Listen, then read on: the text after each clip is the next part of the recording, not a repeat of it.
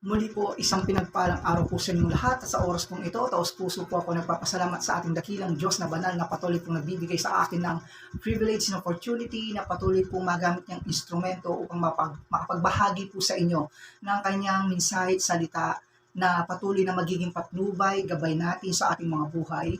Mensahe at salita po ng ating Panginoon na patuloy pong magbibigay ng sapat na kaalaman patungkol sa kanyang kalooban at salita po ng ating Panginoon na patuloy magpapatatag sa ating pananalig at pananampalataya sa Kanya.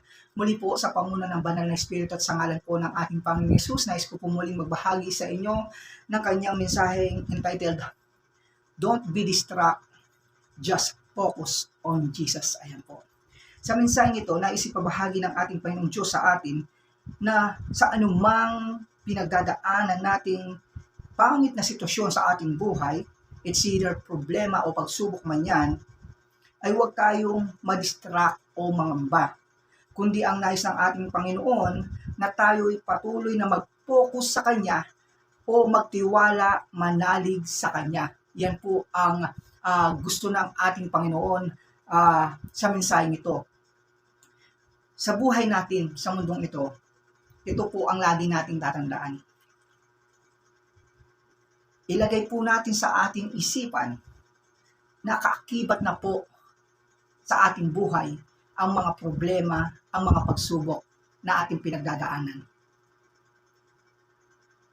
Nais ng ating Panginoon na tayo bigyan ng pag-asa, lakas ng loob na malampasan ang mga ito sa pamamagitan ng pagtitiwala sa Kanya. Ayan po, kung bakit po nais iparating po o ipabahagi po ng ating Panginoong Diyos ang mensaheng ito, it because to encourage us sa mga taong, especially to all the people na dumaranas ngayon ng mga sitwasyon na parang hindi po nila ninanais o wala po sa inagap na kanilang isipan na biglang nangyayari ang mga problemang ito na hindi naman po sila ang may control. Ayan po. O dumaranas ng mga pagsubok, dumaranas ng mga pangit na sitwasyon o tinatawag nating mga distraction sa ating buhay.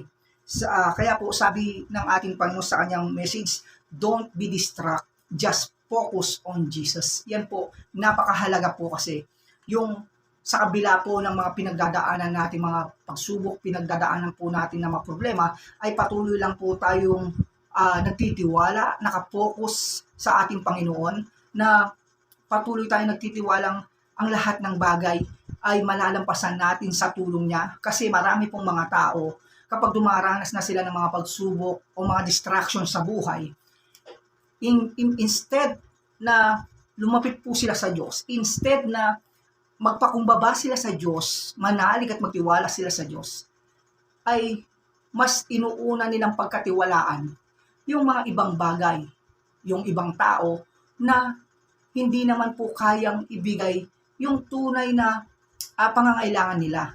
O lagi po nating tatandaan, tayong mga tao ay limited lang po ang pwede natin gawin. Makakahingi nga tayo ng tulong sa iba pero hindi po nila mapupulfill o magaganap yung talagang pangangailangan natin. Minsan, may mga pangangailangan po tayo sa buhay natin, lalong-lalo na pag dumaranas tayo ng mga problema, mga pangit na sitwasyon sa ating buhay. Hindi naman po minsan kailangan natin mga material na bagay.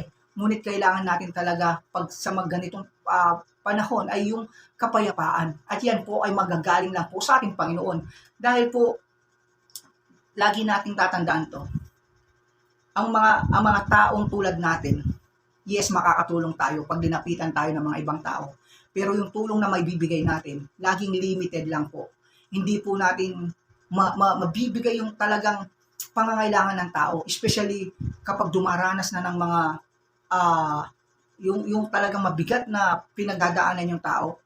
Kahit po anong gawin natin tayong mga tao na magbigay ng tulong doon sa mga taong dumaranas noon, hindi po sasapat. Kaya po, ang pinaka-the best thing po na maibibigay nating tulong sa kanila ay yung patuloy po natin silang ipagdasal at ipanalangin. Kaya huwag po tayong magpo-focus sa mga distraction sa ating buhay, kundi mag-focus po tayo sa ating Panginoon. Kaya po, napakagandang mensaheng nais iparating po sa atin ng ating Diyos na banal, especially sa mga tao ngayon na dumaranas sa panahong ito. ng mga ganitong sitwasyon, yung parang hindi na nila kakayanin, parang lubog na sila dahil dito sa mga sitwasyon o sa mga distraction na to. Tanging paalala ng ating Panginoong Diyos. Sabi niya, don't be distracted, just focus on Jesus. Yan po ang susi upang patuloy pong magkaroon tayo ng kapayapaan sa mga sa kabila ng pinagdadaanan nating kabigatan sa ating buhay.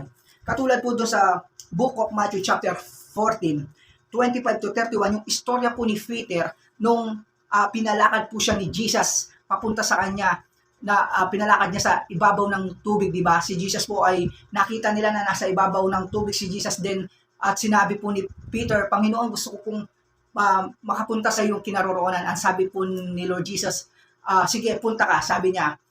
Nung time na po na humakbang na po si Peter, palapit na po sa ating Panginoon, nakita niya ang mga alon na nagdaratingan, yun po yung tinatawag na distraction. Bigla po siyang lumubog. Dahil instead na nag-focus siya kay Jesus, dumiretso siya kay Jesus, na-distract po siya doon sa mga alon na malalaki, kaya po lumubog siya. Pero ang kagandahan po nun, sa kanyang paglubog, nung hiningi niya ang tulong ng ating Panginoong Hesus, inabot ng Panginoong Hesus ang kanyang kamay, tinulungan siya makahawon doon sa kanyang pagkalubog. Parang isang illustration po to, na kailangan po kapag lumalakad po tayo sa ating Panginoon, lagi po tayong nakapokus lang sa Kanya. Yes, maraming distraction na magdadaan sa ating mga buhay, pero manatili ka lang na mag-focus, manalig, magtiwala sa ating Panginoong Hesus. At guarantee naman po, sa kabila ng failure mo nan, mag-failed ka man dahil sa mga distraction to, meron pa rin Panginoong Hesus na patuloy iaabot ang kamay sa iyo upang tulungan kang makahawon sa paglubog. Yan po ang kagandahan nung lagi po tayo nagtitiwala sa ating Panginoong Diyos, na sa kabila ng mga pinagdadaanan natin ay buo pa rin ang pagtitiwala natin sa Kanya. At sa Book of Pilipos, binigyan po tayo ng napakagandang salita ng ating Panginoon to encourage us, especially po sa mga taong dumaranas ngayon ng mga problemang mabibigat at pagsubok. Ito po ang naisiparating sa inyo ng ating Panginoong Diyos sa Book of Pilipos, chapter 4, verse 6 to 7, huwag kayong mabalisa tungkol sa anuman, sabi ng ating Panginoon. Sa halip, hingin nyo sa Diyos ang lahat ng inyong kailangan sa pamamagitan ng panalangin, may pasalamat, at ang kapayapaan ng Diyos na hindi kayang maunawaan ng tao, ang siyang mag-iingat sa inyong puso, pag-iisip dahil sa inyong pakikisa kay Kristo Jesus. Ayan po, ano po daw ang sabi? Ibigay po daw natin yung lahat ng mga alalahanin natin, pag-aalala natin sa ating Panginoon Diyos ng may dalangin pasalamat upang ang kapayapaan ng ating Panginoon Diyos ay sa atin. Magbibigay ng kapayapaan sa ating puso at isipan. Yan po yung hindi kayang ibigay ng ang mga taong tulad natin sa tuwing tayo tutulong.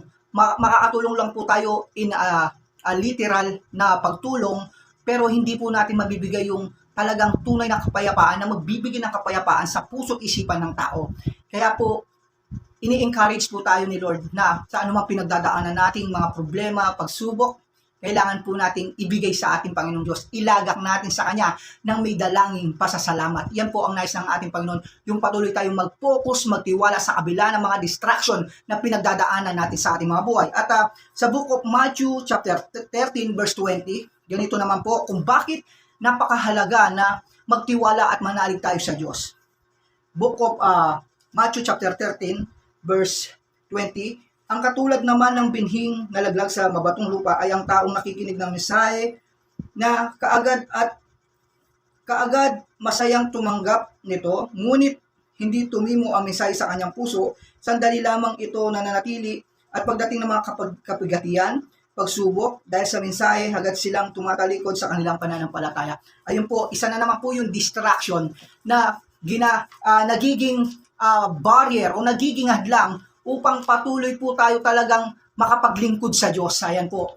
May mga tao daw na tumanggap ng salita ng Diyos na pagkatapos nila tinanggap ng may kasiyahan, kagalakan, ay hindi po talaga natanim sa kanilang puso because dun sa mga dumating yung mga distraction, dumating yung mga kapigatian, yung mga pagsubok, yung mga problema, ay madali po nilang tinalikuran ang pananampalataya nila sa Diyos. Kaya po, sa mensaheng ito, patuloy po ang paalala ng ating Panginoong Diyos sa anumang sitwasyon sa ating buhay, lagi po natin tatandaan, nakaakibat na po natin ang mga problema, mga pagsubok na yan sa ating buhay.